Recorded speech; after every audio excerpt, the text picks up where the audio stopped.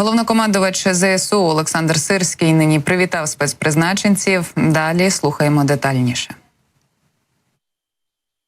Сьогодні ми усі сили оборони України. Ми разом, пліч-опліч, б'ємося з російським окупантом. Побратими зі Служби безпеки України нині на складних напрямках нищать ворога і захищають нашу державу. У нас спільна мета і спільна ціль – звільнити Україну і здобути перемогу. Ми самовіддано боремося за нашу свободу, за наше майбутнє, за наших дітей. Незламного духу вам, брати по зброї. Обов'язково переможемо.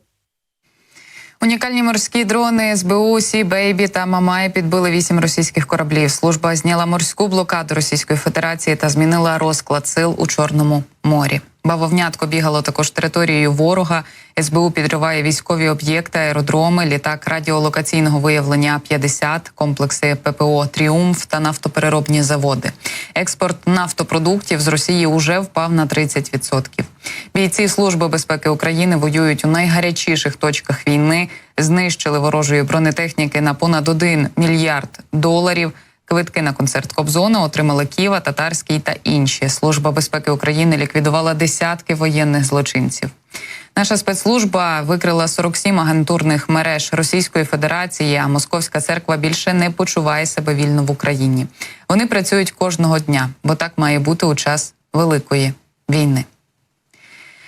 Про фронт говоримо далі разом із вами. Свіжа інформація від Генштабу Збройних сил України. Власне, говоримо зараз з вами детальніше про те, якою ситуація є на різних напрямках. Упродовж доби відбулося 60 бойових зіткнень. Загалом ворог завдав 33 ракетних та 70 авіаційних ударів, здійснив 91 обстріл з реактивних систем залпового вогню по позиціях наших військ та населених пунктах. Внаслідок російських терористичних атак, на жаль, є загиблі та поранені серед цивільного населення.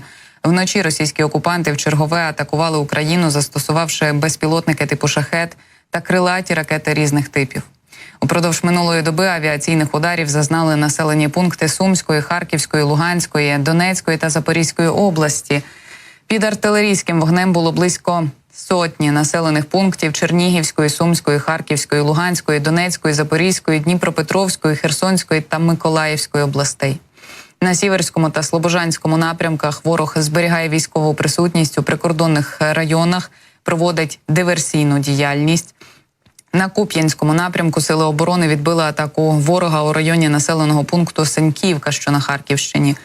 На Лиманському напрямку наші воїни відбили 8 атак ворога у районах населених пунктів Білогорівка, що на Луганщині, та Ямполівка, Веселе, що на Донеччині, де ворог за підтримки авіації намагався прорвати оборону наших військ.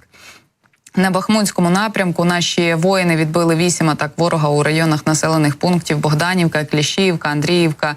На Авдіївському напрямку наші захисники відбили 10 атак окупантів у районах населених пунктів Бердичі, Первомайське. На Новопавлівському напрямку сили оборони продовжують стримувати ворога у районах населених пунктів Красногорівка, Георгіївка, Новомихайлівка, Урожайне, де ворог за підтримки авіації 25 разів намагався прорвати оборону наших військ. На Оріхівському напрямку ворог 3 рази за підтримки авіації атакував позиції наших захисників у районах населених пунктів Старомайорське, що на Донеччині, та Роботине, що на Запоріжжі. На Херсонському ворог не відмовляється від наміру вибити українські підрозділи з плацдармів на лівобережжі Дніпра. Упродовж доби ворог здійснив безуспішну атаку на позиції наших військ. Водночас наші воїни продовжують активними діями завдавати окупаційним військам втрат в живій силі та техніці, виснажують ворога вздовж всієї лінії бойового зіткнення. Протягом минулої доби авіація Сил оборони завдала ударів по 8 районах зосередження особового складу, озброєння та військової техніки противника. Підрозділами ракетних військ завдано ураження по 2 засобах протиповітряної оборони, 3 артилерійських засобах та 1 станції РЕП противника. Ну і давайте також оглянемо, якими є втрати ворога станом на цей ранок, про що нам повідомляють у Генштабі Збройних сил України. Плюс 640 ліквідованих окупантів за цю добу, плюс 11 танків у статистиці українських сил оборони, плюс 25 бойових броньованих машин спалено, ліквідовано. Плюс 22 артилерійські системи. Кількість реактивних систем залпового вогню поки що залишається незмінною, але плюс 3 засоби протиповітряної оборони увійшли до ранкової статистики. Кількість літаків і гелікоптерів залишається незмінною станом на цей ранок. Ну, але плюс 47 одиниць автотехніки і цистерн, і плюс 7 одиниць спеціальної техніки. Плюс 18 крилатих ракет, плюс 29 безпілотників у статистиці від Генштабу.